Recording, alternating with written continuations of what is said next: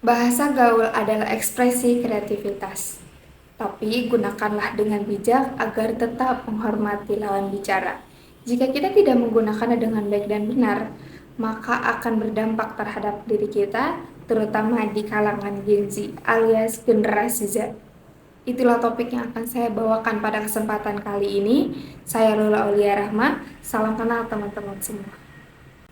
Sebelum kita memasuki topik ini lebih dalam, saya ingin membahas apa itu bahasa gaul dan siapakah Gen Z. Bahasa gaul adalah bahasa informal yang sering digunakan remaja pada saat ini. Biasanya digunakan saat berbincang dengan teman-teman. Dan bahasa gaul ini berisikan plesetan, singkatan, kata-kata tidak baku, atau mungkin penggabungan dua kata antara bahasa Indonesia dengan bahasa asing.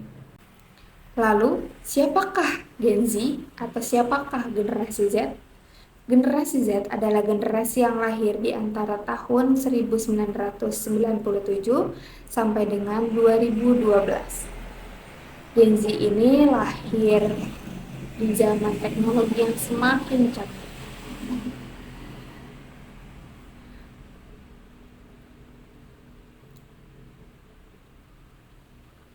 Kemudian, sedikit kita akan membahas tentang sejarah dari bahasa gaul ini.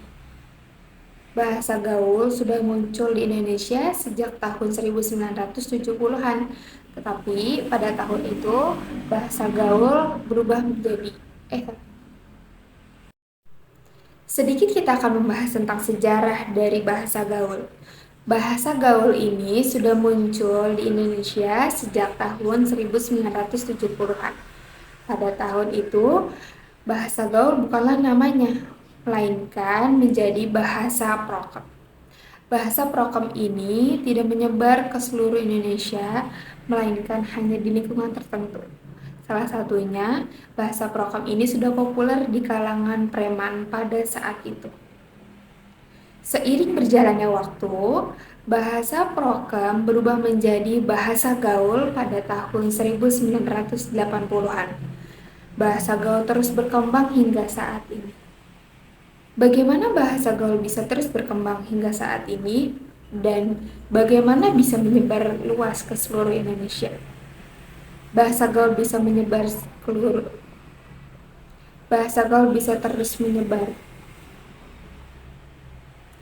Bahasa gaul bisa terus berkembang dan menyebar ke seluruh Indonesia, yaitu melalui platform-platform yang ada di media massa atau di internet. Salah satunya bisa melalui TikTok atau mungkin YouTube, dan juga bisa melalui Instagram dan lain sebagainya. Banyak sekali platform-platform yang menyediakan bahasa-bahasa gaul atau menyebarluaskan bahasa gaul. Bahkan sekarang pun film-film di Indonesia ini banyak sekali yang menggunakan bahasa gaul. Apa aja sih contoh dari bahasa gaul? Tentu banyak sekali ya teman-teman bahasa gaul yang sudah menyebar luas ke seluruh Indonesia ini. Ada beberapa contoh dari bahasa gaul.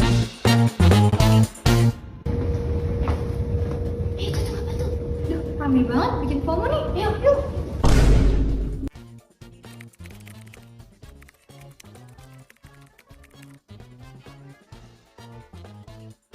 Ini bagus. Sis, jangan salty ya. Ramen yang enak di sini di mana ya?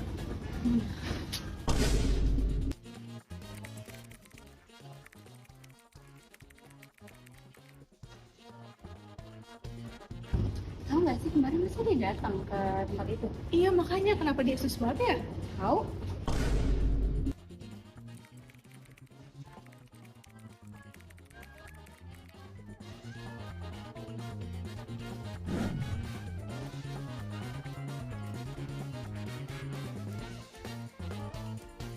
Dari video tadi kita bisa melihat bahwa ada penggabungan dua bahasa yang tadi saya bilang di awal, bahwa ada penggabungan antara bahasa Indonesia dengan bahasa asing.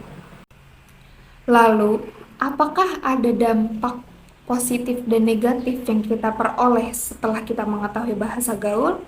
Tentu saja iya. Dampak positif yang kita ambil dari bahasa gaul ini, yang pertama, dampak positif yang kita dapat yaitu bisa mendorong generasi zaman sekarang untuk mengekspresikan kosakata yang baru, kosakata yang unik-unik, dan juga bisa berinovasi di situ.